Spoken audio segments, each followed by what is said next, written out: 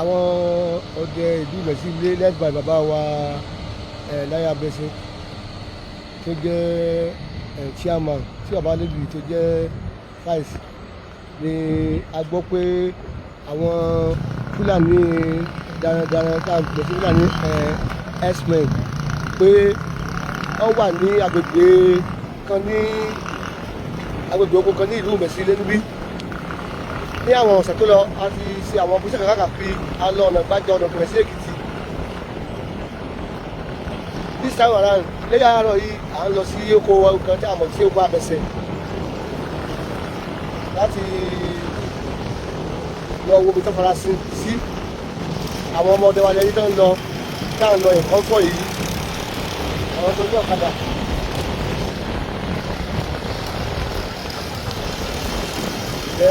Bàbá wa tó jẹ́ alága àwọn ọlọ́wà ní mọ́tò tó ń wa mọ́tò yìí bàbá wa Láyé Abẹ́sìn Clement àwọn ni alága ọdẹ Ìmẹ̀sílé Security Committee ISC tí bàbá wa lẹ́kì mọ́tò ọ̀lẹ́ ń wò tó ń bọ̀ lẹ́yìn ẹ̀jẹ̀ tó gbé kámẹ́sì rẹ̀ kẹ́rì nínú bàbá lẹ́kì ilẹ̀ ń wò tó jẹ́ vice. Ìlú yìí fara rọ rárá bàbá bá ṣẹ́gun bó bá jẹ́ ṣèlú àgbẹ̀ ó dáríjì wá. Àwọn kan ti wáyé ká wá tó wáyé tipẹ́tipẹ́ wọ́n gbé òmìnira wọ́n jàjà òmìnira Western Region down wọ́n fọwọ́sowọ́pọ̀ jagun àwọn bàbá wa. Òmìnira alábẹ́ òmìnira ìjọba wọn ra wọn láṣẹ. Òmìnira lábẹ́ o ẹ má ṣe ìyà jẹ nípa o. Ẹ rántí ọ̀run. Àgbààgbà ọmọ Yorùbá ẹ rántí òòṣà òkè níwò ṣe wá.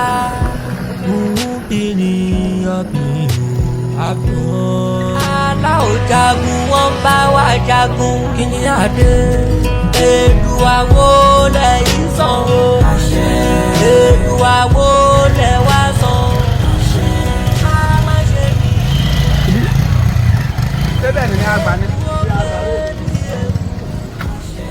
Èdùà bá lẹ́yìn sà o.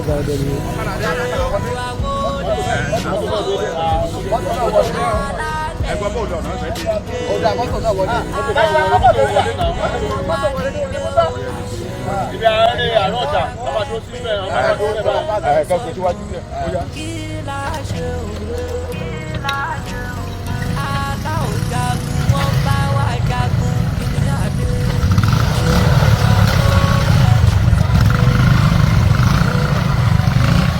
Máa bá a ká lọ.